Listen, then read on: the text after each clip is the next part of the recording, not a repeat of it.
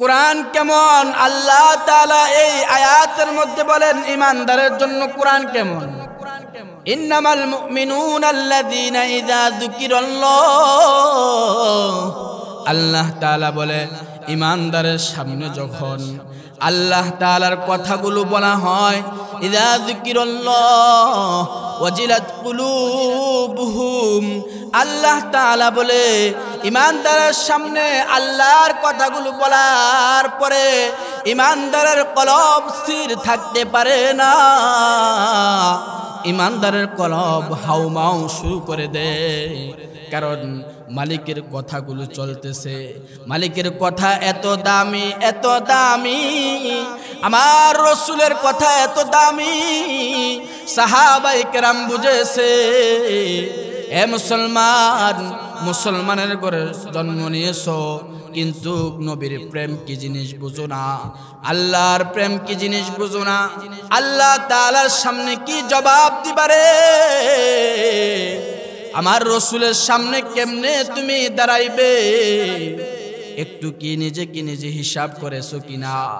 আল্লাহ তাআলা বলেন, ইযা যুকিরাল্লাহু ওয়াজিলাত কুলুবুহুম ওয়া ইযা তুলিয়াত আলাইহিম আয়াতুহু যাদাতুহুম ঈমানা। ঈমানদারের সামনে যখন কালামুল্লাহর তেলাওয়াত হয়, আল্লাহ তাআলা বলে ঈমানদারের ঈমান বাড়তে থাকে, ঈমান বৃদ্ধি পাইতে থাকে। এইটা সাহাবাদের মধ্যে হয়েছিল, এখনো আছে যারা আল্লাহর পেয়ারা বান্দা, যারা আল্লাহর আশিক, যারা আল্লাহর মাশুক। আল্লাহুম্মা সাল্লি আলা মুহাম্মাদিন ওয়া আলা আলি মুহাম্মাদ كما صليت على إبراهيم وعلى آل إبراهيم إنك حميد مجيد اللهم بارك على محمد وعلى آل محمد كما باركت على إبراهيم وعلى آل إبراهيم إنك حميد مجيد بلغ العلا بكماله كشف الدجى بجماله حسنت جميع خصاله صلوا عليه وآله نہیں دو جہاں میں مثال محمد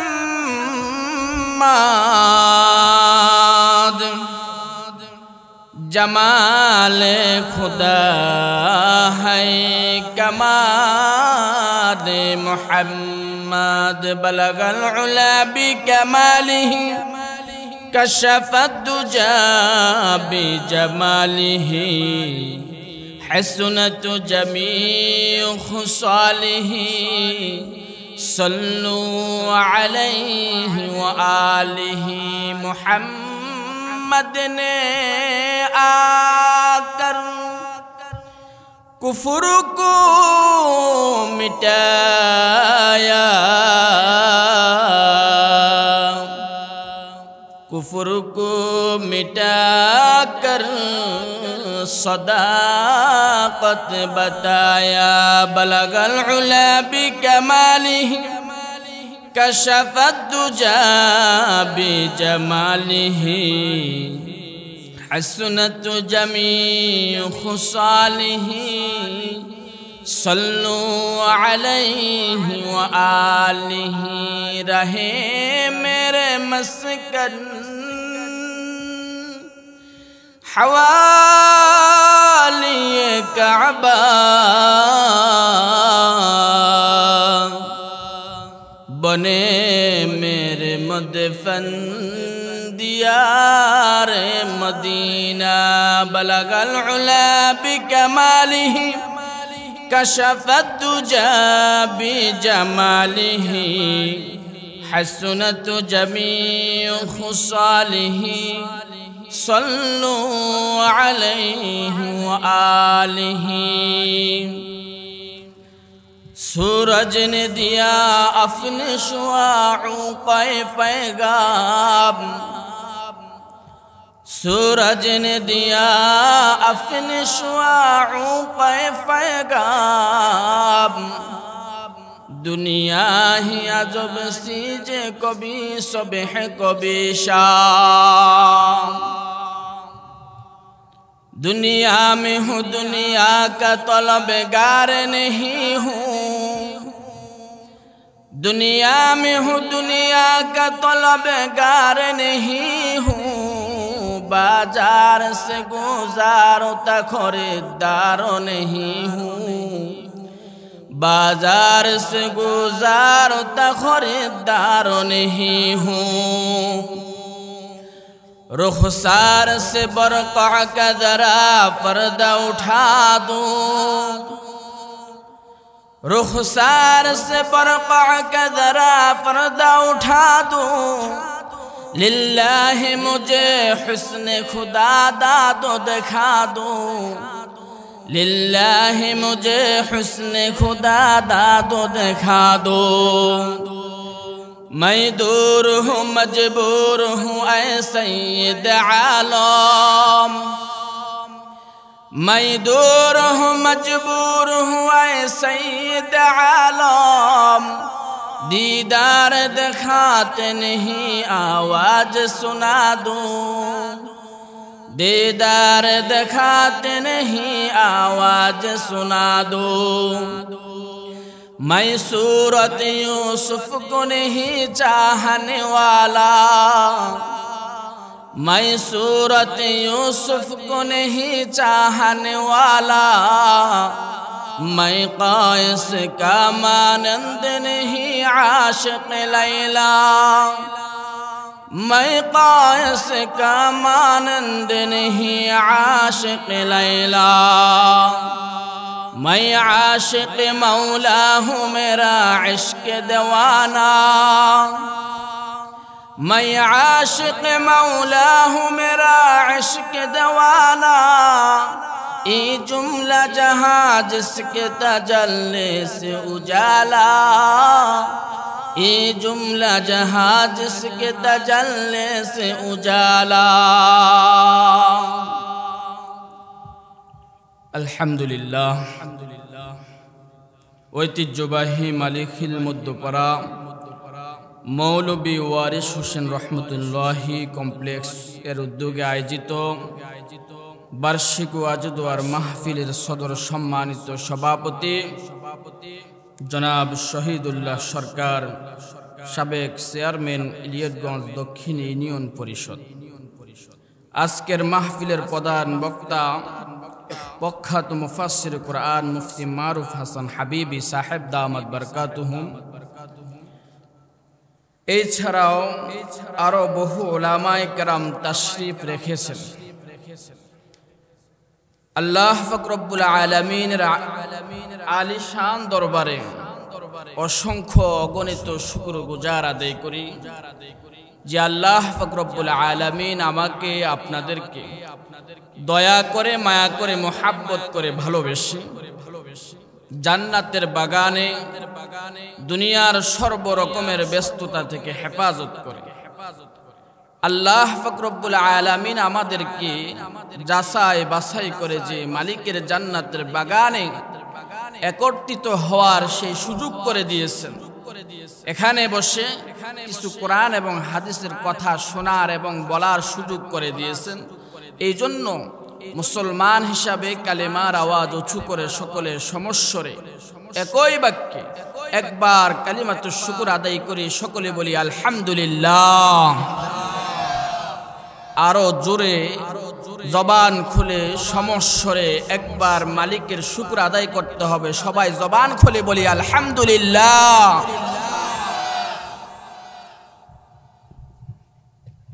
যারা মাহফিলের প্যান্ডেলের বাহিরে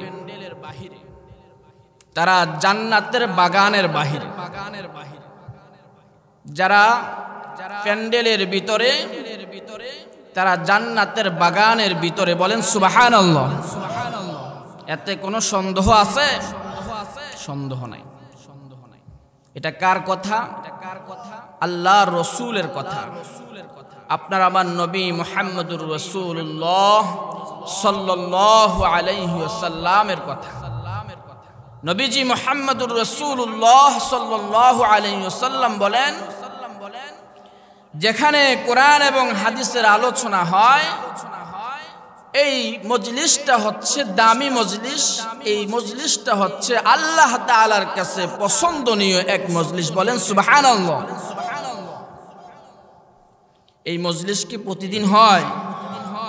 বৎসরে একবার। এখানে কোরআন এবং হাদিস থেকে কথা হবে।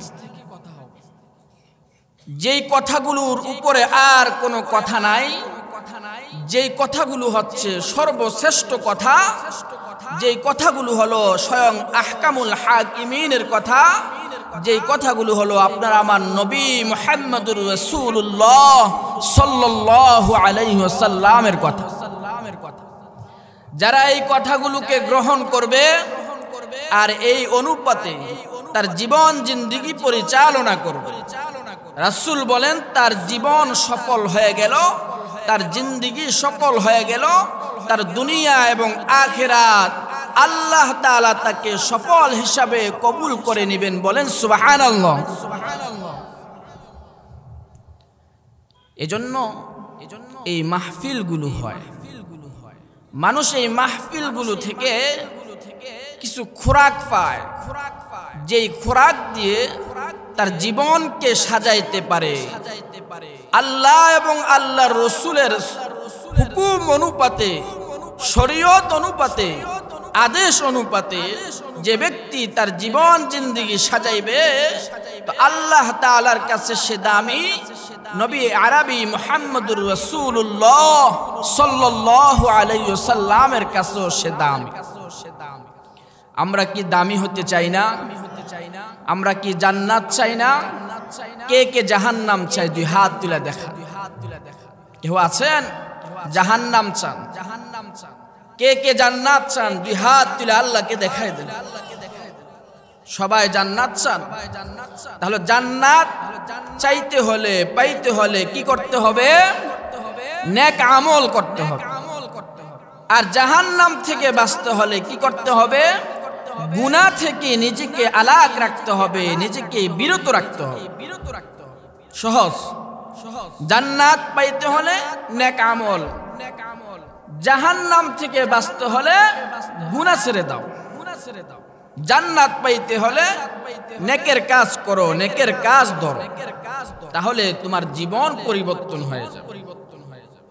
আমি তেমন কোনো বক্তা নয় যে আপনাদেরকে এমন কিছু কথা বলে আপনাদের জীবন পরিবর্তন করতে পারবো। বক্তাদের এরকম কোনো সাধ্য নাই, মালিক যদি না চায়। ঠিক না? শুধু কি বক্তা? মুহাম্মদ আরবি, আপনার আমার নবী মুহাম্মদুর রাসূলুল্লাহ সাল্লাল্লাহু আলাইহি ওয়াসাল্লামের ওই ক্ষমতা ছিল না। যদি থাকতো তাহলে নবীর চাচা আবু তালেবকে নবীজি কি না চেষ্টা করেছেন। কিন্তু আল্লাহ তাআলা বলে, হে নবী, আপনি চেষ্টা করেছেন তো ঠিক আছে, তার কপালে যদি হেদায়েতের নূর না থাকে, তার কপালে যদি কালেমা না থাকে, আপনি চেষ্টা করতে পারবেন, কিন্তু কালেমা যদি তার কপালে না থাকে, কঠিন কালেও সে কালেমা গ্রহণ করতে পারবেন। আমার নবী, নবীর চাচা আবু তালেবকে কি পরিমাণ মহব্বত করতেন, আর আবু তালেব আমার নবীকে কি পরিমাণ ভালোবাসতেন। সবচেয়ে বেশি কাফেরদের মধ্য থেকে, বেঈমানদের মধ্য থেকে সবচেয়ে বেশি আমার নবীকে যে মহব্বত করেছে তিনি হলেন আবু তালেব। কিন্তু কালেমা গ্রহণ না করার কারণে সে জাহান্নামে। এই আবু তালেবকে আল্লাহ তাআলা নবীর খাতিরে, নবীর চাচার খাতিরে জাহান্নামের ছোট্ট একটি আযাব দিবে। যেহেতু বেঈমান কাফের, ঈমান আনে নাই, তাহলে তাকে তো শাস্তি অবশ্যই দিতেই হবে, সেহেতু জাহান্নামের লাকড়ি। তো এই কারণে নবীর খাতিরে তাকে যে ছোট্ট শাস্তিটা দিবে, হাদিসের কিতাবের মধ্যে এসেছে এক জোড়া জাহান্নামের আগুনের জুতা পরিধান করিয়ে দিবে। তো আবু তালেব মনে করবে কি, এটাই মনে হয় জাহান্নামের বড় আযাব।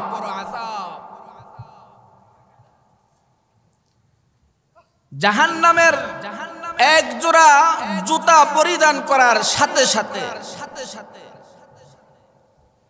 পুরাটা শরীর লাল হয়ে যাবে।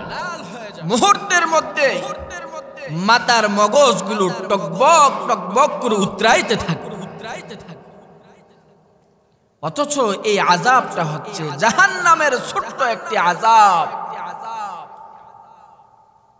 কি কারণে এই ছোট্ট আযাবটি আবু তালেবকে দিবে? হাদিসের কিতাবের মধ্যে এসেছে, ওকে এমনই বর্ণনা করে, ওই যে নবীর পক্ষে তখন কেহ ছিল না, আবু তালেব কাফের থাকা সত্ত্বে নবীর পক্ষ অবলম্বন করেছে।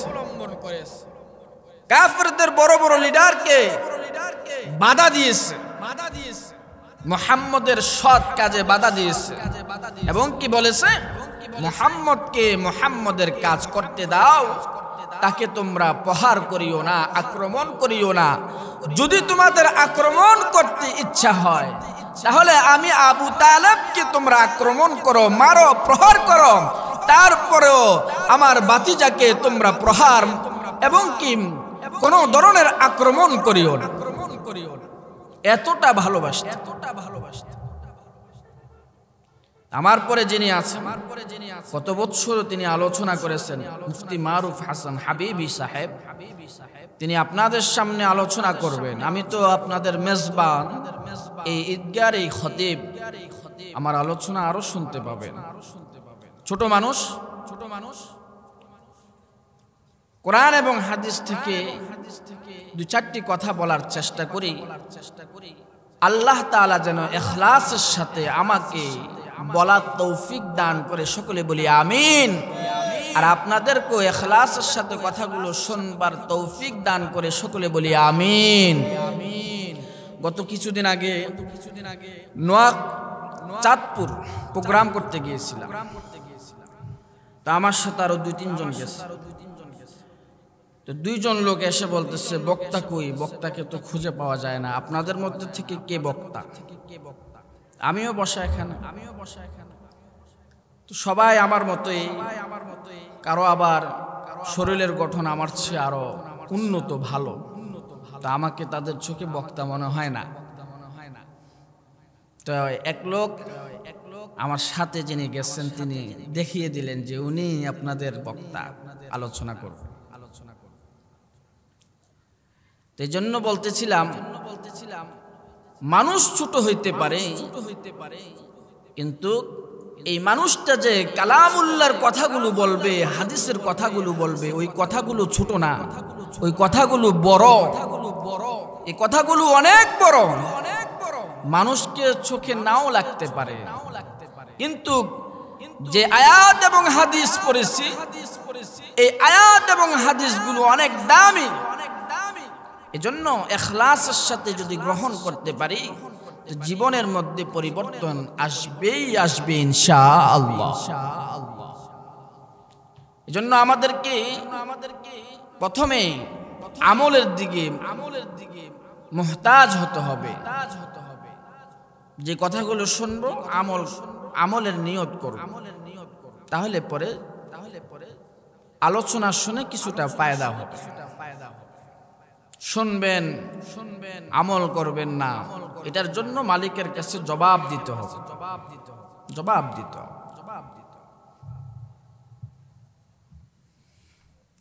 তো আল্লাহ পাক রব্বুল আলামিন ইসলামকে মুসলমানের জন্য পছন্দনীয় ধর্ম হিসাবে পাঠিয়েছেন। মুসলমান ইসলামকে গ্রহণ করার কারণে আল্লাহ তাআলা তাকে দামি বানায়া দিবেন, অনেক দামি বানায়া দিবেন।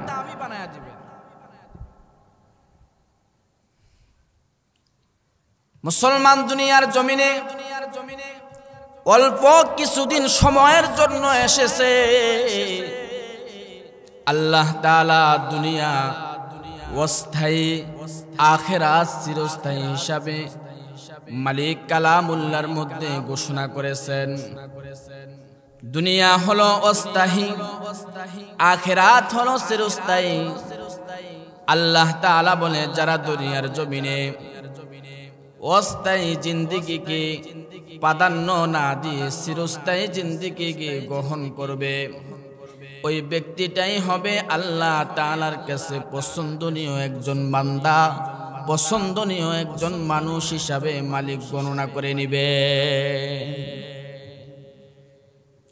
মানুষের জিন্দেগির পরে কবরের জিন্দেগি, দুনিয়ার জিন্দেগির পরে কবরের জিন্দেগি। এই কবরের জিন্দেগি যার ভালো হবে তার দুনিয়া ভালো, তার আখিরাত ভালো, তার হাসরের ময়দান ভালো, তার জান্নাতটা ভালো। আর যদি কবরের জিন্দেগি অসুন্দর হইয়া যায়,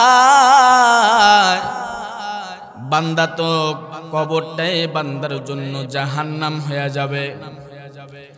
আমার নবীর এক সাহাবী হযরত সাদ রাদিয়াল্লাহু তাআলা আনহু, আল্লাহ তাআলার এক মনোনীত বান্দা, হাবিবে কিবরিয়ার এক মনোনীত সাহাবী। কেমন সাহাবী? হযরত সাদ রাদিয়াল্লাহু তাআলা আনহু যেদিন ইন্তেকাল করেছিল, আল্লাহ তাআলা সাদের ইন্তেকালের কারণে আরশে আজিমটা হেলতে থাকলো, দুলতে থাকলো, হেলতে থাকলো, দুলতে থাকলো। সাদের ইন্তেকালের কারণে আরশে আজিম কেঁপে গেল। আল্লাহ তাআলা সাদকে এতটা ভালোবাসতেন, সাদের জানাজার মধ্যে আল্লাহ তাআলা আরশে আজিম থেকে ফেরেশতা পাঠিয়ে দিলেন। আর ফেরেশতাদেরকে বলে, ফেরেশতা রে, আমার সাদ দুনিয়ার জমিন থেকে চলে গেল, তার ইন্তেকাল হয়ে গেল, তার জানাজার নামাজ হবে। তোমরা জমিনের মধ্যে চলে যাও, সাদের জানাজার মধ্যে শরীক হয়ে যাও, শামিল হয়ে যাও। আল্লাহ তাআলা ৭০,০০০ ফেরেশতা সাদের জানাজার মধ্যে পাঠিয়ে দিল। এমন এক আজিমুস শান সাহাবী হাবিবে কিবরিয়া সাদ রাদিয়াল্লাহু তাআলা আনহুকে এতটা ভালোবাসতেন, এতটা মুহাব্বত করতেন। সাদের ইন্তেকালের কারণে নবীও মন কষ্টে গেল, নবীর মনটা খারাপ হয়ে গেল। সাদের দাফন কাপন হয়ে গেল। আল্লাহর রাসূল কিছুদিন পরে সাদ রাদিয়াল্লাহু তাআলা নূর কবরের কাছে গেল। গিয়ে দেখে সাদের কবরটার মধ্যে বিভিন্ন ধরনের আওয়াজ শোনা যাইতেছে। সাদের কবরটার মধ্যে মনে হয় যেন কে ঢুকে সাদের কবরটা লাড়াছাড়া করতেছে। হাবিবে কিবরিয়া এই দৃশ্যটা দেখে সরওয়ার দু আলম নবী মুহাম্মদুর রাসূলুল্লাহ সাল্লাল্লাহু আলাইহি ওয়াসাল্লাম জোরে জোরে তাসবিহ তাহলিল পড়া শুরু করে দিলেন। সুবহানাল্লাহ ওয়ালহামদুলিল্লাহ লা ইলাহা ইল্লাল্লাহ আল্লাহু আকবার। এভাবে হাবিবে কিবরিয়া সাদের কবরের সামনে দাঁড়িয়ে এই তাসবিহ তাহলিল গুরু পড়তেছে। দূর থেকে সাহাবায়ে কেরামরা শুনলো, শুনে দৌড়ে আসলো, আল্লাহর রসুলকে ডেকে বলে, সরকার আজও পর্যন্ত কারো কবরের সামনে আপনি দাঁড়িয়ে তাসবিহ তাহলিল এমন জোরে জোরে পড়তে দেখি নাই। আল্লাহর রসুল সাদের কবরের সামনে দাঁড়িয়ে আপনি এত জোরে জোরে তাসবিহ তাহলিল পড়তেছেন কেন? হাবিবে কিবরিয়া বলে, সাদের কবরটা দফা দফি করতেছে, লারা ছাড়া খাইতেছে। আমার মন বলে সাদের কবরের মধ্যে আযাব চলতেছে, এই কারণে আমি নবী সাদের কবরের সামনে দাঁড়িয়ে জোরে জোরে তাসবিহ তাহলিল পড়তেছি, আমার মালিক যেন তাকায়া তাকায়া দেখে। আল্লাহ তাআলা এই দৃশ্যটা দেখে সাথে সাথে সাদের কবরের দফা দফি কাফাকাফিটা বন্ধ হয়ে গেল। আল্লাহর রসুল বলে, আমার মন বলেছে এই সাদের কবরের মধ্যে আযাব চলছিল, এই কারণে সাদের কবরটা দফা দফি করতেছে, লারা ছাড়া খাইতেছে।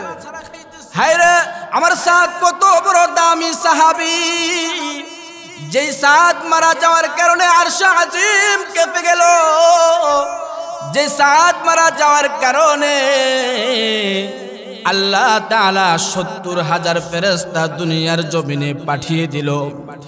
এমন সাদের কবরের মধ্যে যদি আযাব চলে, তাহলে আমার গুনাহগার উম্মতেরা যারা কিয়ামত পর্যন্ত আসবে, যাদের আমলনামার মধ্যে গুনাহ থাকবে, ওই উম্মতের কবরের মধ্যে কি হালতে না হবে।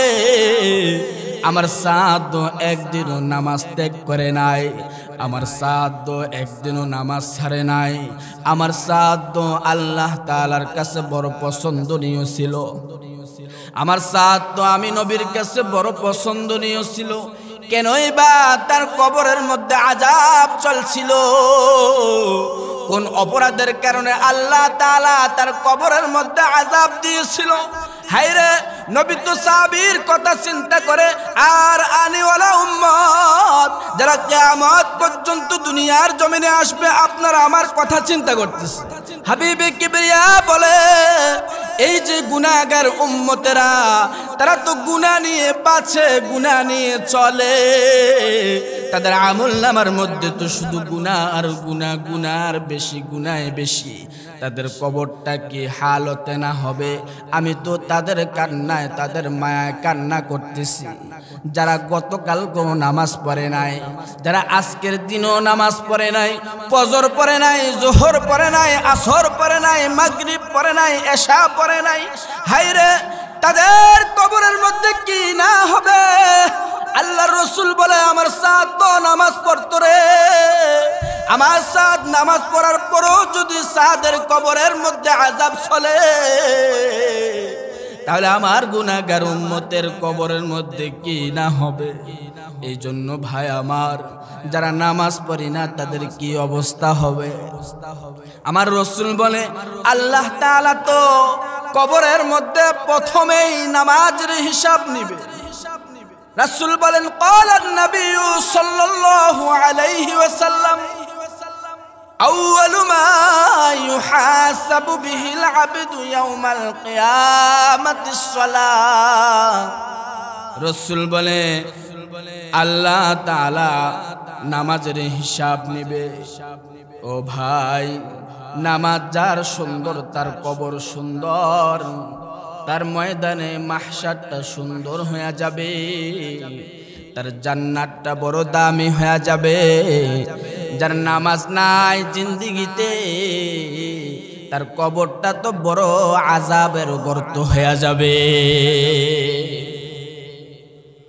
আমাদের জিন্দেগি নামাজ দিয়ে না সাজাইলে কি দিয়ে সাজাবো? নামাজের হিসাব আল্লাহ তাআলা ময়দানে মাহশারে সবার আগে নেবে। এই জন্য রাসূল বলেন, ক্বালান নবী সাল্লাল্লাহু আলাইহি ওয়াসাল্লাম, মিফতাহুল জান্নাতিস সালাহ। আমার রাসূল বলেন, নামাজেই জান্নাতে যাওয়ার চাবি হবে। জান্নাতটা তালা মারা থাকবে। এই হাদিস দ্বারা বোঝা যায় আল্লাহ তাআলা জান্নাতটাকে তালা মারা অবস্থায় রাখবে। জান্নাতে যাইতে হলে চাবির প্রয়োজন। মালিক বলে দুনিয়ার জমিনে চাবি বানায়া যদি আমি রবের কাছে আসতে পারো তাহলে এই চাবি দিয়ে তুমি জান্নাতটা খুলে তোমার জান্নাতে তুমি প্রবেশ করবে। সুবহানাল্লাহ। জান্নাত কিন্তু তালা মারা থাকবে। সস্তা বিষয় নয়, সস্তা জিনিস নয় যে জান্নাতটা খোলা থাকবে আর আপনি ঢুকে যাবেন, এত সহজ নয়। এই জন্য রাসূল বলেন জান্নাত পাইতে হলে নামাজ পাইতে হবে, নামাজ ধরতে হবে, নামাজের সাথে প্রত্যেকটা মুমিনের সম্পর্ক রাখতে হবে। আমি তো একটু আগে জিজ্ঞেস করলাম কে কে জান্নাত চান, সবাই হাত তুলেছে, আবার কে কে জাহান্নাম চান, সবাই হাত নামায় দিচ্ছে। তাহলে জান্নাত পাইতে হলে প্রথমে কি করতে হবে? আওয়াজ দিয়ে বলেন কি করতে হবে? আরে আওয়াজ দিয়ে বলেন কি করতে হবে?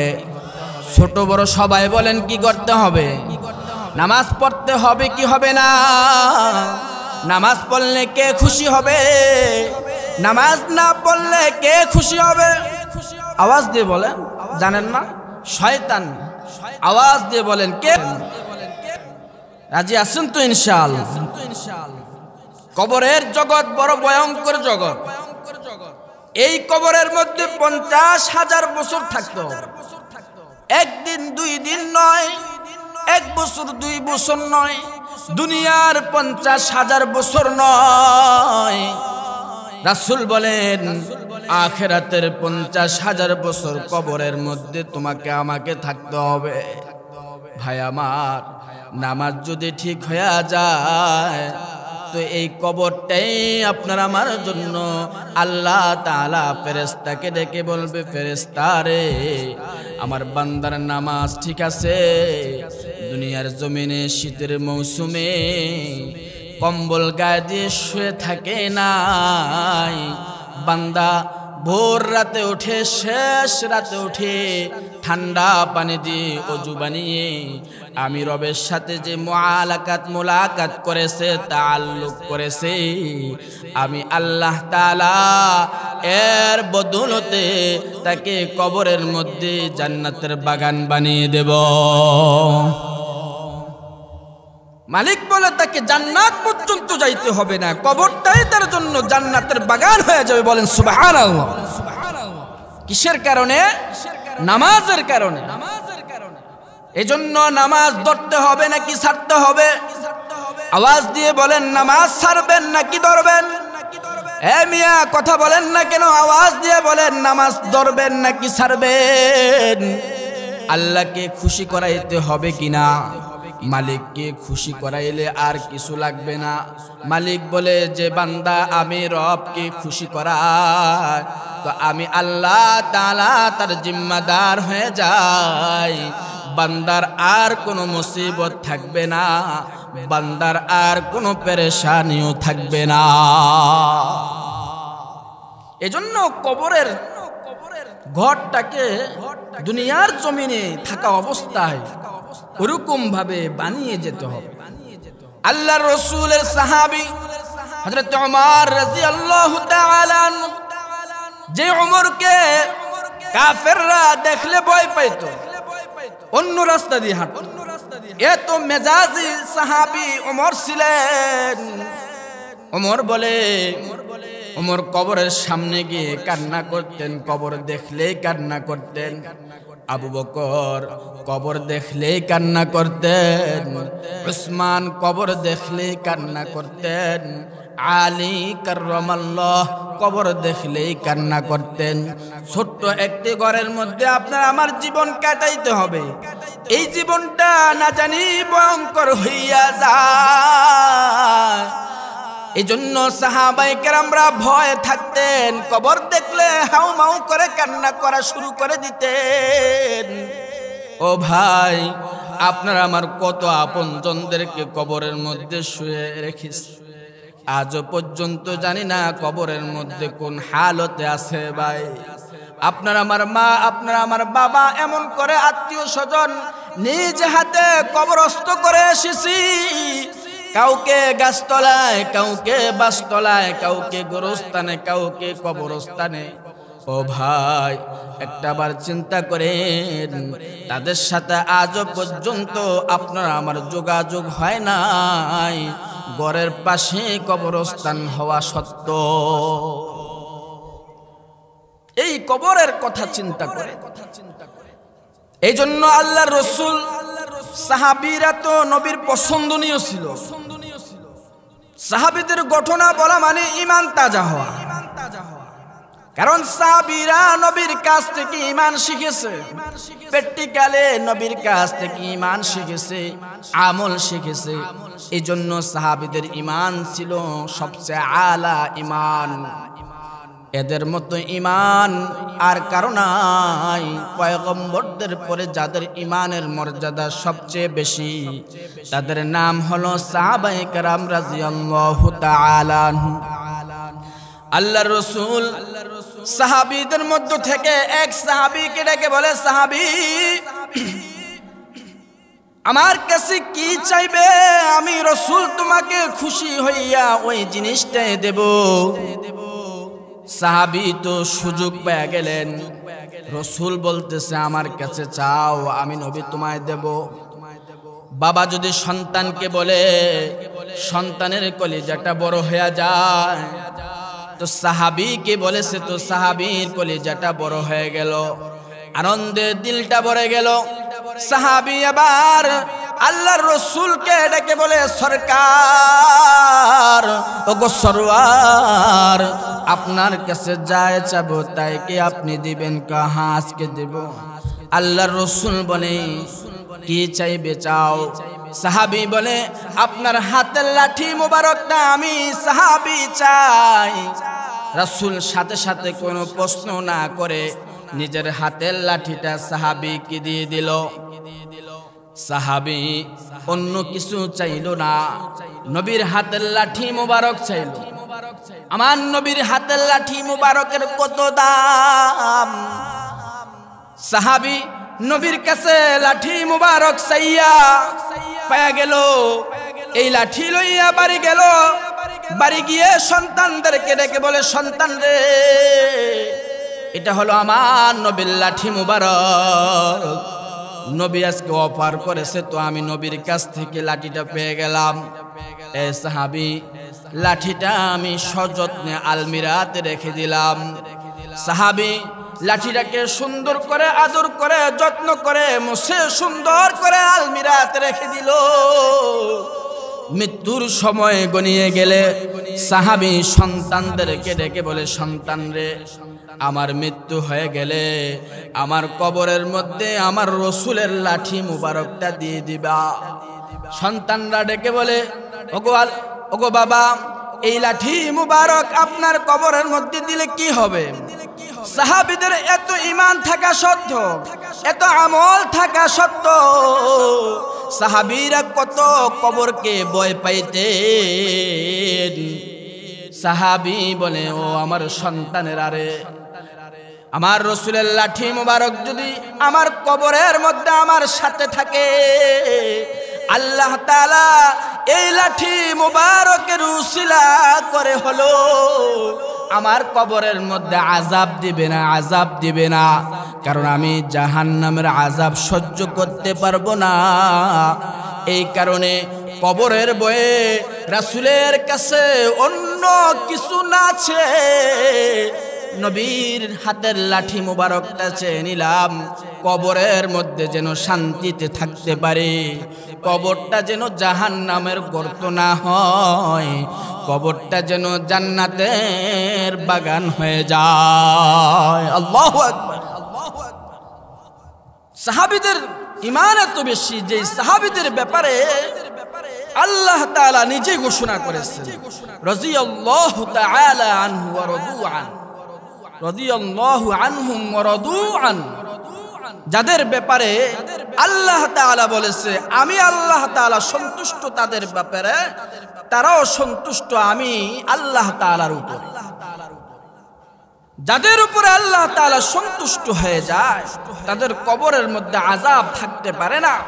এরপরও সাহাবী কবরের ভয়ে নবীর কাছে এত বড় সুযোগ পাওয়া সত্ত্বেও অন্য কিছু না আছে নবীর হাতের লাঠি মোবারক চেয়ে নেন। কি কারণে? কবরে শান্তিতে থাকার জন্য। এজন্য কবর শান্তিতে থাকতে হলে দুনিয়ার জমিনে কি করতে হবে? নামাজ পড়তে হবে, নেক আমল করতে হবে। তাহলে পরে কবরে আপনি আমি শান্তিতে থাকতে পারব। তো আল্লাহর রাসূল আরেক সাহাবীকে ডেকে বলে, সাহাবী আমল, এগুলো হচ্ছে আমল, যদি আমলকে মজবুত করে ধরতে পারেন আর এই আমলের উপরে জীবন চালাইতে পারেন তাহলে জিন্দেগি সফল হবে। আল্লাহর রাসূল আরেক সাহাবীকে ডেকে বলে, সাহাবী আমার কাছে কি চাইবে? তুমি আমার কাছে চাও। তো ওই সাহাবী হাবিবে কিবরিয়ার কাছে অন্য কিছু না চেয়ে রাসূলের কাছে বলে, আমি আপনার সাথে কাল কিয়ামতের ময়দানে পরকালে আমি আপনার সাথে একসাথে জান্নাতে থাকতে চাই। সাহাবী বলে, আপনার সাথে আমি জান্নাতে থাকতে চাই। আল্লাহর রাসূল বলে, এটা তো কঠিন ব্যাপার, এটা ছাড়া অন্যটা চাও, অন্য আরেকটা বিষয় চাও। সাহাবী নাসরবান্দা সাহাবী বলে, না না, আমি আপনার সাথে জান্নাতে থাকতে চাই নবী, আমাকে এটাই লাগবে। ও নবী, আপনি বলেছেন তো, এই জন্য আমি আপনার কাছে এটাই চেয়েছি। আল্লাহর রাসূল যখন দেখতেছেন সাহাবী এই জিনিসটা ছাড়া অন্য কোনো কিছু চায় না, তো সরওয়ারে দো আলম নবী বলে, আকসারুল সিজদা, আল্লাহর রাসূল বলে বেশি বেশি করে সিজদা দাও সাহাবী, বেশি বেশি করে নামাজ পড়ো। সিজদা দেওয়া মানে কি? বেশি বেশি করে নামাজ পড়ো। নামাজ যদি বেশি বেশি করে পড়তে পারো তাহলে আমি নবী বলে দিলাম, তুমি যে আশাটুকুন আমি নবীর কাছে করেছিলে আল্লাহ তাআলা তোমার এই আশাটুকুন কবুল করে নিবে। সুবহানাল্লাহ।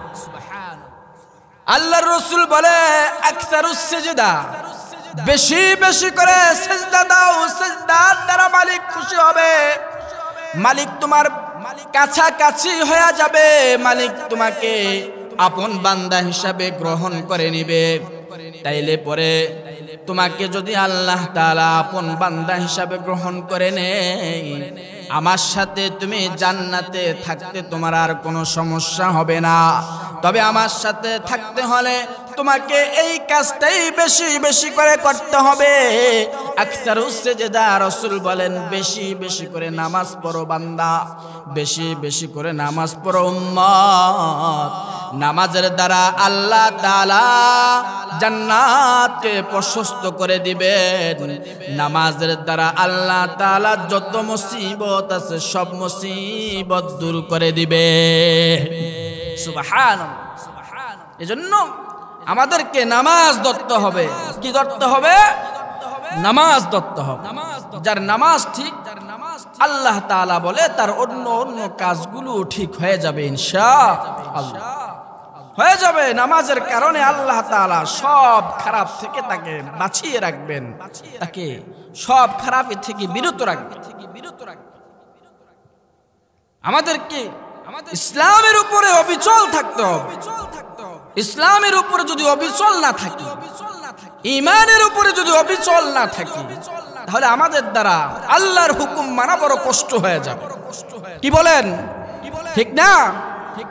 ঈমানের উপরে, ইসলামের উপরে অবিচল থাকলে পরে তার জন্য আল্লাহর হুকুম, নবীর তরিকা, নবীর সুন্নত মানা সহজ হয়ে যাবে। আর যদি আমরা ইসলাম থেকে দূরে সরে যাই, ইসলামের উপরে যদি আমরা ইস্তেকামতের উপরে থাকতে না পারি, তাহলে পরে আমাদের উপরে বিনদেশী শকুনরা নজর দিয়ে আমাদের ঈমানকে হরণ করতে তারা বাধ্য হবে, কি বলেন ঠিক কি না? এজন্য ঈমানকে মজবুত করতে হবে। ঈমান যার মজবুত হয়ে যাবে তার অন্য অন্য কাজগুলো মজবুত হয়ে যাবে। ঈমানকে যদি মজবুত বানাও তাহলে তোমার অন্য অন্য কাজ সুন্দর হয়ে যাবে। ঈমান যদি মজবুত না হয় তাহলে তোমার অন্য অন্য কাজ অসুন্দর হয়ে যাবে। ঈমানের উপরে অবিচল থাকতে হবে। ইসলাম কোন কাফেরের সাথে সম্পৃক্ত হতে বলে নাই। ইসলাম এমন একটি বিষয়, ইসলামকে কোনো খারাপের কাজ থেকে বিরত রাখার জন্য ইসলাম বলেছে। ইসলাম এমন একটি ধর্ম, এই ইসলামকে অন্য কোনো কাজের সাথে শরীক হতে দেওয়া যাবে না। যে কাজগুলো আল্লাহ তাআলাও পছন্দ করেন না, নবীও পছন্দ করেন না, এমন কাজগুলোর সাথে মুসলমান সম্পৃক্ত হতে পারে না, কি বলেন ঠিক কি না? আগামীকাল কি 31 নাইট, আপনারা জানেন কি না এই বিষয়টা? যুবকরা ভালো জানে।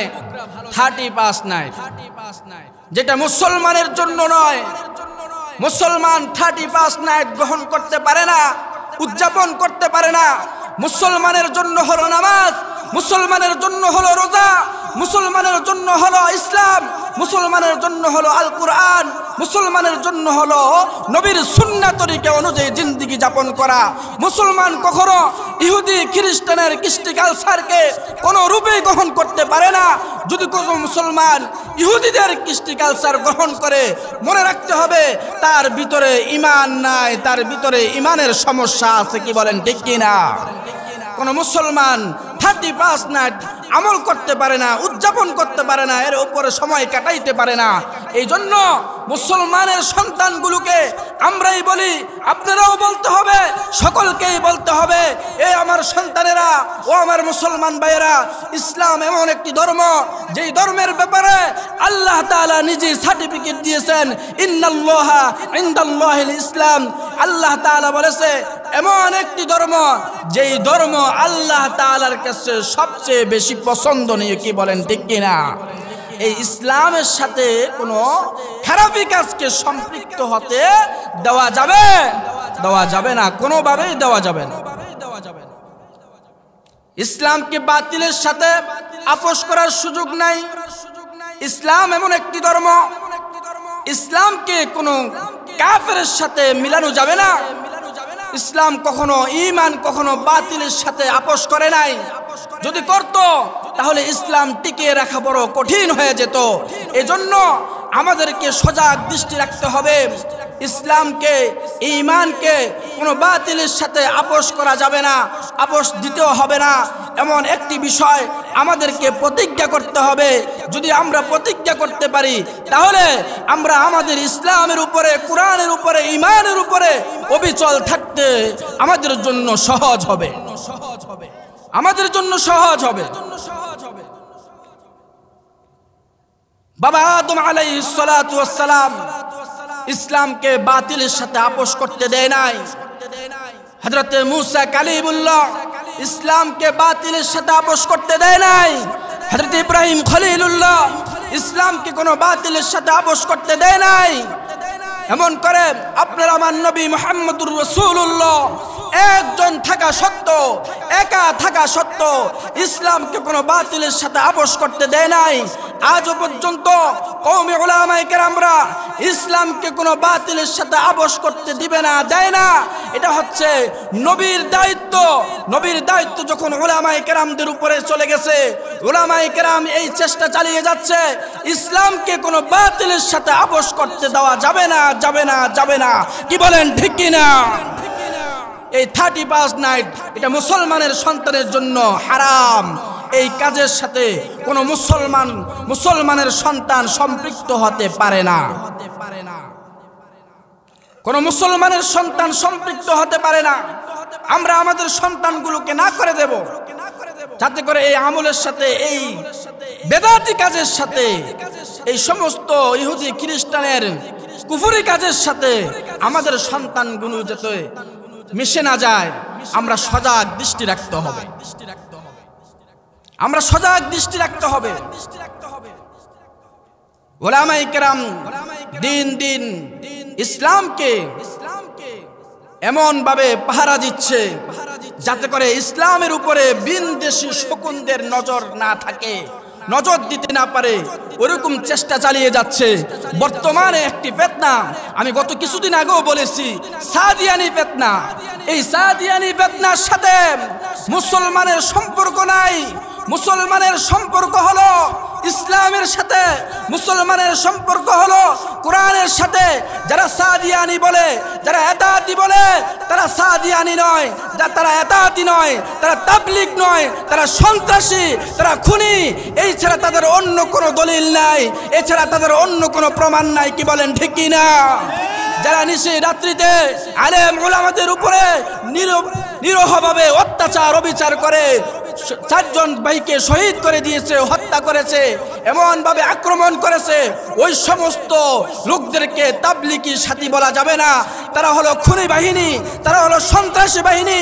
এই সন্ত্রাসীদেরকে অচিরেই আওতায় আনতে হবে বিচারের। কি বলেন ঠিক কি না? আমার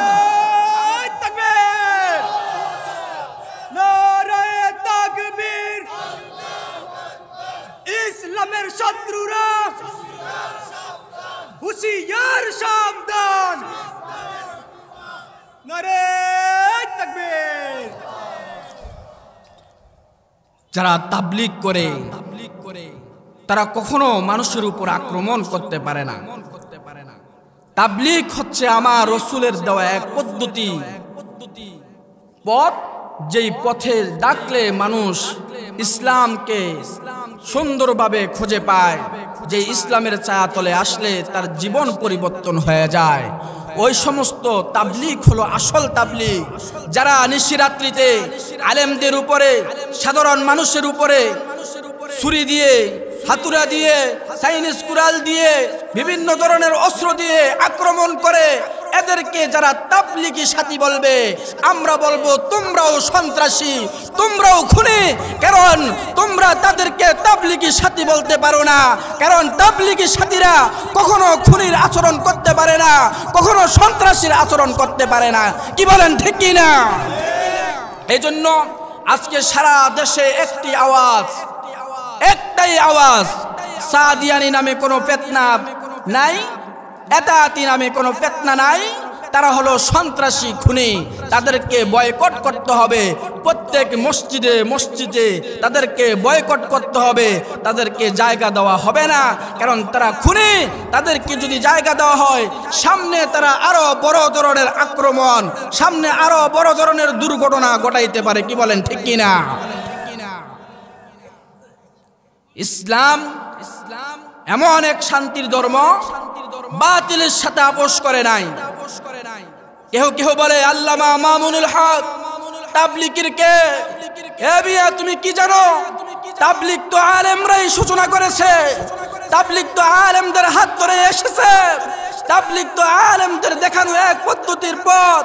তোমরা যদি বলো আল্লামা মামুনুল হক তাবলিগের কেহ না, তাহলে তোমরা কারা? তোমরা তো সন্ত্রাসী করে বেড়াইতে। তোমাদেরকে যখন তাবলিগে ডেকে আনা হয়েছে, কয়দিন চিল্লা দিয়ে, কয়দিন শাল লাগিয়ে, লেবাস লাগিয়ে, আজকে তোমরা তাবলিগের বড় ধরনের এক হয়ে গেলা, যেটা তোমরা আগে ছিল না। এখন তোমরা বলো আল্লামা মামুনুল হক কিছুই না। আমরা বলবো এই সমস্ত কথা যারা বলে তাদেরকে অচিরেই বিচারের আওতায় আনতে হবে। কি বলেন ঠিক কি না? 2 জনকে গ্রেফতার করেছে, 29 জনের নামে মামলা দেওয়া হয়েছে। আমাদের দাবি 29 জনকে গ্রেফতার করতে হবে, তাদেরকে ফাঁসির কাস্টে ঝুলাতে হবে, তাদেরকে বিচারের আওতায় আনতে হবে। আর বাকি সব মসজিদে মসজিদে তাদেরকে বয়কটের ঘোষণা করতে হবে। যদি তাদেরকে বয়কটের ঘোষণা করা হয়, তাহলে তারা সামনে এই সুযোগ আর পাবে না। কি বলেন ঠিক কিনা? আল্লামা মামুনুল হক এই দেশের গর্ব, এই দেশের অহংকার, এই দেশের সূর্য সন্তান। আল্লামা মামুনুল হককে পাহারা দিয়ে রাখার দায়িত্ব আমাদের। আমরা আল্লামা মামুনুল হককে পাহারা দিয়ে রাখতে হবে। শকুনরা, ইহুদি খ্রিস্টানের এজেন্টরা, ভারতের দালালেরা আল্লামা মামুনুল হকের উপর আক্রমণ করার জন্য বিভিন্নভাবে চেষ্টা চালিয়ে যাচ্ছে। আমাদের একটাই হুঁশিয়ারি, যারা আল্লামা মামুনুল হককে নিয়ে কথা বলবে, যারা আল্লামা মামুনুল হকের বিরুদ্ধে কথা বলবে, উলামায়ে দেওবন্দের বিরুদ্ধে কথা বলবে, কওমি মাদ্রাসার বিরুদ্ধে কথা বলবে, তাদের ধূর টেনে ছিঁড়ে ফেলা হবে। কি বলেন ঠিক কিনা? এজন্য আমাদেরকে এই সমস্ত ফিতনা থেকে নিজেকে হেফাজতে রাখতে হবে। তাদেরকে যেভাবে হক বয়কট করতে হবে, কারণ তারা ভয়ঙ্কর রূপ নিয়ে আসবে, তখন বড় বিপদ হয়ে দাঁড়াইবে। আল্লাহ পাক রব্বুল আলামিন আমাদেরকে সঠিকটা বুঝে সঠিকের উপরে আমল করার তৌফিক দান করুন। সকলে বলি আমিন। উলামায়ে কেরামের সাথে তাবলীগ করব, কি বলেন ঠিক কি না? উলামায়ে কেরাম ছাড়া তাবলীগ চলতে পারে না, কি বলেন ঠিক কি না? একটাই তাবলীগ, এদেশে কোন সাদিয়ানির তাবলীগ হবে না, এদেশে কোন সাদিয়ানি এতাতির তাবলীগ হবে না। এদেশে তাবলীগ হলে আলেমদের নেতৃত্বে তাবলীগ হবে। এদেশে কাকরাইল মসজিদ চললে আলেমদের নেতৃত্বে কাকরাইল মসজিদ চলবে। এদেশে ইজতেমা হলে আলেমদের নেতৃত্বে ইজতেমা হবে, কারণ আমরা আলেমদেরকে মহব্বত করি। আলেমরা আমাদের মাথার মুকুট, আলেমদেরকে আমরা শ্রদ্ধা করি, আলেমদের হাত ধরে আমরা জান্নাতে যাইতে চাই। কি বলেন ঠিক কি না? আল্লাহ পাক রব্বুল আলামিন সঠিকটা বোঝার তৌফিক দান করুন। সকলে বলি আমিন। আপনাদের প্রধান মেহমান অল্প কিছু সময়ের মধ্যে চলে আসবে। মাহফিল এলাকায় অনেক মানুষ, আমি যতটুকু জানতে পেরেছি মাহফিলের পরে বিরানির ব্যবস্থা, তাবারুকের ব্যবস্থা হবে। তখন মানুষের অভাব নাই। আরে ভাই, আপনার ঘরে কি খাবারের অভাব আছে? এই সামান্য খাবারের জন্য আপনি শেষ রাতে এমন ভাবে আপনি মাহফিলের চতুর্পাশ দিয়ে পরিবেশকে নষ্ট করেন, ভিড় জমায়া পেলেন, মনে হচ্ছে আপনি কয়েক মাস না খেয়ে আছেন। আপনার আকল থাকা চাই। এখানে তাবারুকের জন্য আসা নয়, এখানে বিরানির পোটলার জন্য আসা নয়, এখানে আসে আল্লাহর কথাগুলো শোনার জন্য। এখানে আসতে হলে নবীর কথাগুলো শুনতে হবে, এটাই আমাদের মাকসাদ বানাইতে হবে। মুসলমানের সন্তান সামান্য খাবারের জন্য আমরা আমাদের সময়টুকু ভিন্ন পথে নষ্ট করি। এই কেমন আচরণ, এই কেমন হালত! মুসলমানের সন্তান তো এইগুলো করতে পারে না। মুসলমানের সন্তান তো মুসলমানই টিকে রাখার জন্য ইসলামকে প্রাধান্য দেওয়া, ইসলামের নিয়ম কানুনকে প্রাধান্য দেওয়া, আল্লাহর কথাগুলো মানা, নবীর কথাগুলো মানা, এটাই মুসলমানের সন্তানের মাকসাদ হওয়া চাই। এই জন্য আল্লাহ তাআলা কালামে হাকিমের মধ্যে বলেন, ইন্নামাল মুমিনুনা আল্লাযীনা ইযা যুকিরাল্লাহ ওয়াজিলাত কুলুবুহুম ওয়া ইযা তুলিয়াত আলাইহিম আয়াতুহু যাদাতুহুম ঈমানান ওয়া আলা রাব্বিহিম ইয়াতাওয়াক্কালুন। ঈমানদারের জন্য কোরআন কেমন? আল্লাহ তাআলা এই আয়াতের মধ্যে বলেন ঈমানদারের জন্য কোরআন কেমন। ইন্নামাল মুমিনুনা আল্লাযীনা ইযা যুকিরাল্লাহ, আল্লাহ তাআলা বলে ঈমানদারের সামনে যখন আল্লাহ তাআলার কথাগুলো বলা হয়, ইযা যুকিরাল্লাহ ওয়াজিলাত কুলুবুহুম, আল্লাহ তাআলা বলে ঈমানদারের সামনে আল্লাহর কথাগুলো বলার পরে ঈমানদারের কলব স্থির থাকতে পারে না। ঈমানদারের কলব হাউমাউ শুরু করে দেয়, কারণ মালিকের কথাগুলো চলতেছে। মালিকের কথা এত দামি, এত দামি, আমার রাসূলের কথা এত দামি, সাহাবায়ে কেরাম বুঝেছে। এ মুসলমান, মুসলমানের ঘরে জন্ম নিয়েছো, কিন্তু নবীর প্রেম কি জিনিস বুঝো না, আল্লাহর প্রেম কি জিনিস বুঝো না। আল্লাহ তাআলার সামনে কি জবাব দিবারে? আমার রাসূলের সামনে কেমনে তুমি দাঁড়াইবে? একটু কি নিজে হিসাব করেছো কিনা? আল্লাহ তাআলা বলেন, ইযা যুকিরাল্লাহু ওয়াজিলাত কুলুবুহুম ওয়া ইযা তুলিয়াত আলাইহিম আয়াতুহু যাদাতুহুম ঈমানা। ঈমানদারের সামনে যখন কালামুল্লাহর তেলাওয়াত হয়, আল্লাহ তাআলা বলে ঈমানদারের ঈমান বাড়তে থাকে, ঈমান বৃদ্ধি পাইতে থাকে। এইটা সাহাবাদের মধ্যে হয়েছিল, এখনো আছে যারা আল্লাহর পেয়ারা বান্দা, যারা আল্লাহর আশিক, যারা আল্লাহর মাশুক। এ মুসলমান ভাইরা আমার নবীর এক সাহাবী গ্রাম থেকে এই কালামুল্লাহ শোনার জন্য নবীর কাছে চলে এসেছে। এসে বলতেছে, সরকার ও গো সরওয়ার, আপনার কাছে নাকি একজন দেও আসে, ওই দেও নাকি আপনাকে গীত শোনায়। আমি আপনার কাছে ওই গীত শুনবার জন্য এসেছি। হাবিবি কিবরিয়া সাহাবীর কথা শুনে বুঝে ফেললেন সাহাবীটা শহরের সাহাবী নয়, সাহাবীটা হলো গ্রামের সাহাবী। তার কথায় বলে দেয় সে কোন জায়গার সাহাবী। আল্লাহর রাসূল সাহাবীকে ডেকে বলে, এ সাহাবী, আমার কাছে কোনো দেও আসে না, আমাকে কোনো দেও গীত শোনায় না, তুমি কি শুনবার জন্য এসেছো? হাবিবি কিবরিয়াকে এবার সাহাবী ডেকে বলে, আল্লাহর রাসূল, ওই যে প্রতিদিন কে জানি আসে আর আপনাকে কি জানি শোনায়, আর আপনি নিজে পড়েন।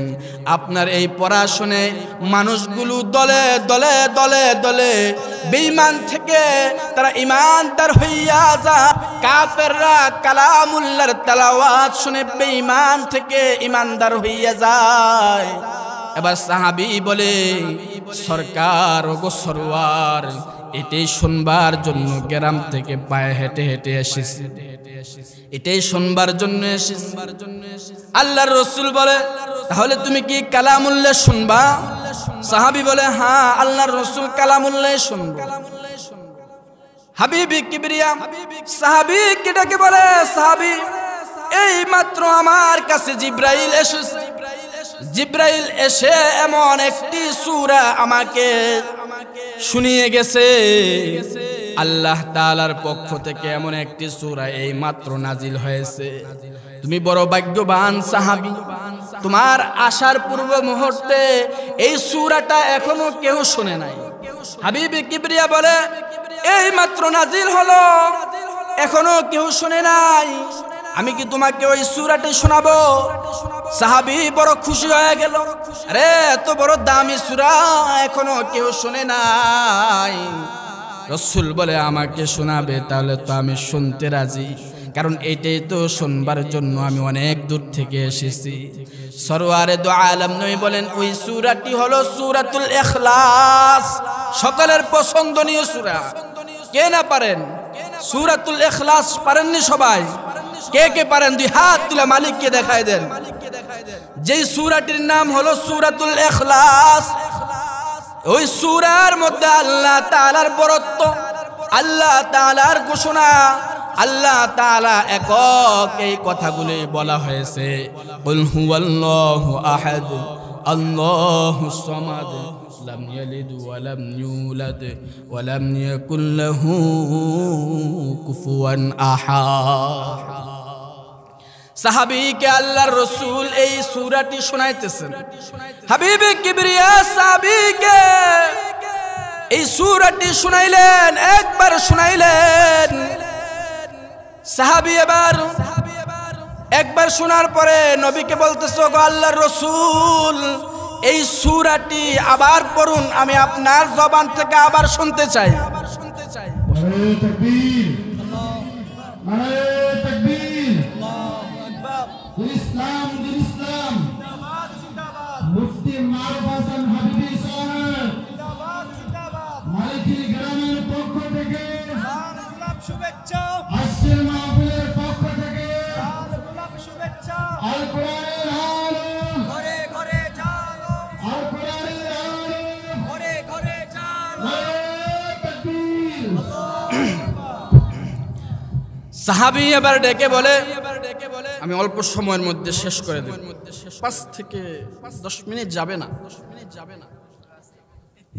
তো আল্লাহর রাসূলের সাহাবী আল্লাহর রাসূলকে বলতেছেন, নবী আপনি আবার বলুন যে সূরাটি আপনি এখন আমাকে শুনিয়েছেন, কারণ আমি এই সূরা শুনে পরিপূর্ণভাবে তৃপ্তি পাই নাই, আপনার জবান থেকে আবার শুনতে চাই নবী।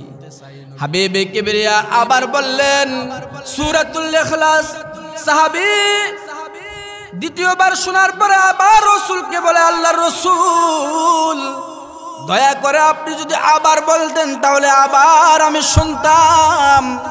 হাবিবে কিবরিয়া 3 বার বললেন। সাহাবী আবার রাসূলকে ডেকে বলে, আল্লাহর রাসূল আমার এই সূরাটি মুখস্থ হয়ে গেছে। সুবহানাল্লাহ বলেন। সূরাটি সাথে সাথে মুখস্থ করে ফেললেন। আমার নবীর জবান থেকে সূরা 3 বার শুনেছেন।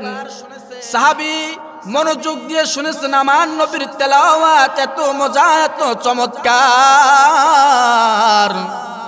হাবিবে কিবরিয়ার জবান থেকে গ্রাম্য সাহাবীটা 3 বার শোনার পরে যখন মুখস্থ হয়ে গেল, এবার সাহাবী এমন খুশি হয়ে গেল। আল্লাহর রাসূল সাহাবীকে ডেকে বলে, সাহাবী 3 বার তো শুনেছো, এবার একটি সুসংবাদ শোনো। আল্লাহর রাসূল সাহাবীকে ডেকে বলে, এই সূরার কত মর্যাদা তুমি জানো? একবার পড়ছি তো আল্লাহ তাআলা 10 পারা কোরআন শরীফ পড়ার সওয়াব তোমার আমলনামায় দিয়ে দিবেন। বলেন সুবহানাল্লাহ। সাহাবীর ঈমান বাড়তেছে, নবীর জবান থেকে কালামুল্লাহ শুনছে তো ঈমান বেড়ে গেছে। নবীর জবান থেকে কালামুল্লাহর সূরাতুল ইখলাসের ফজিলত শুনতেছে তো এবার সাহাবীর ঈমান বাড়তেছে। আল্লাহর রাসূল বলে, ও সাহাবী 2 বার পড়লে আল্লাহ তাআলা 20 পারা কোরআন শরীফ পড়ার সওয়াব দিয়ে দিবে। সাহাবীর ঈমান বাড়তেছে। আল্লাহর রাসূল বলে, কেহ যদি সূরাতুল ইখলাস 3 বার পড়ে আল্লাহ তাআলা তার আমলনামার মধ্যে 1 খতম কোরআন শরীফ পড়ার সওয়াব দিয়ে দিবে। হাবিবে কিবরিয়া বলে, ও সাহাবী এখানে শেষ নয়, কেহ যদি 6 বার পড়ে 2 খতম কোরআন শরীফ বললে যে পরিমাণ সওয়াব হবে তার আমলনামায় ওই পরিমাণ সওয়াব হবে। কেহ যদি 9 বার পরে 3 খতম কোরআন পড়লে যে পরিমাণ সওয়াব হবে আল্লাহ তাআলা তার আমলনামার মধ্যে ওই পরিমাণ সওয়াব দিয়ে দিবে। হাবিবে কিবরিয়া লাশবার বলতেছে সাহাবীকে, ও সাহাবী চমৎকার একটি সুসংবাদ তুমি লইয়া লও। সাহাবীকে ডেকে বলে, ও সাহাবী যদি 10 বার কেহ এই সূরাতুল ইখলাস পড়ে আল্লাহ তাআলা তার জন্য সাথে সাথে জান্নাতের মধ্যে একটি ঘর বানায়। সুবহানাল্লাহ। আর জোরে বলেন। 10 বার পড়লে আল্লাহ তাআলা কই ঘর বানান? আরো জোরে বলেন, কই ঘর বানান? আমি কিন্তু প্রথমেই বলেছি জান্নাত পাইতে অনেক কি লাগবে? নেক আমল লাগবে, নামাজ লাগবে। এ মিয়া নামাজ ধরো, কোরআন তেলাওয়াত বেশি করে করো, আর সূরাতুল ইখলাসের উপর আমল করো। বেশি না 10 বার পড়ো, দিনে 10 বার, দিনে 10 বার একটা আমল নিয়ে বাড়ি যান। ওয়াজে তো এখন আমল নাই, শুধু তামাশা। এ মিয়া আমল নিয়ে বাড়ি যান, ছোট বড় সবাই আসো, সবাই সূরাতুল ইখলাস পারো। যদি না পারো মসজিদের ইমাম সাহেব থেকে শুদ্ধভাবে সূরাতুল ইখলাসটা শিখে নিও। সকাল বিকাল মাত্র তুমি কয়বার পড়বে? জোরে আওয়াজ করে বলেন ভাই। 10 বার। 10 বার পড়লে কি লাভ হবে? আওয়াজ দিয়ে বলেন কি লাভ হবে? জান্নাতের মধ্যে আল্লাহ তাআলা আপনার আমার জন্য ঘর বানাবেন। ওই ঘরে আপনাকে আমাকে জায়গা দিবে। জান্নাতে আপনার আমার জন্য ঘরের দরকার নাই? দরকার নাই? কার কার দরকার? হাত তুলে দেখান মিয়া। এভাবে মুখ বন্ধ করে বসে রইলেন কে? জান্নাতে যাইতে চান, মুখ বন্ধ করে বসে থাকবেন? এত সহজ? আমি চিল্লাম আর আপনারা মুখ বন্ধ করে বসে থাকবেন, এটা কোনো কথা হইলো? ছোট একটা আমল, এটা আপনারা শিখতে চান না, আমল নিতে চান না, কি নিয়ে যাবেন? মালিকের কাছে কি জবাব দিবেন? কে না পারেন এই সূরাতুল ইখলাস? যারা পারেন না তারা কালকে থেকে এই সূরাতুল ইখলাসের উপরে আমল করবেন। মসজিদের ইমাম সাহেবকে হাতে পায়ে ধরে বলবেন আমাকে সূরাতুল ইখলাস শিখাও মিয়া, আমি জান্নাতে যাইতে চাই, আমি জাহান্নাম থেকে বাঁচতে চাই। পারবেন না? নামাজে তো পড়ে না, কি মসজিদে যায়? মসজিদে তো যায় না, শীতের দরে কম্বলের নিচে শুয়ে থাকে। এই হচ্ছে আমাদের অবস্থা। তবে যারা পারেন আমল দিয়া যায় ভাই, আপনাদের মঙ্গলের জন্য, সুবিধার জন্য, জান্নাত পাওয়ার জন্য এই কথাটুকুন বলা। এ ভাই, এত সহজ ভাবে কেউ বলবে না নেতার পিছে গুললে কিছু পাইবা না, নেত্রীর পিছে গুললে কিছু পাইবা না। আলেমরা কখনো বকবে, কখনো শাসন করবে, কখনো আলেমরা আপনাদেরকে সুন্দর সুন্দর আমল শিখাবে। আলেমরাই আপনাদের বন্ধু, আলেমরাই আপনাদের হিতাকাঙ্ক্ষী। আলেমদেরকে শত্রু ভাবা যাবে? আলেমদেরকে শত্রু ভাবা যাবে? আলেমদেরকে যদি শত্রু ভাবো, আল্লাহ তাআলা তোমার প্রতি অসন্তুষ্ট হয়ে যাবে, নবীও অসন্তুষ্ট হয়ে যাবে। এই জন্য আলেমদেরকে বন্ধু বানাও, আলেমদের থেকে সূরা শিখো, আলেমদের থেকে নামাজ শিখো, আলেমদের থেকে তাসবিহ তাহলিল শিখো, মাসআলা শিখো।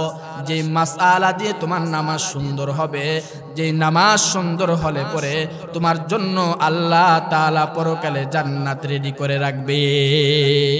রাজি আছেন তো ইনশাআল্লাহ? আল্লাহ পাক রব্বুল আলামিন আমাদেরকে এই কথাগুলোর উপরে প্রত্যেককে আমল করার তৌফিক দান করুন। সকলে বলি আমিন।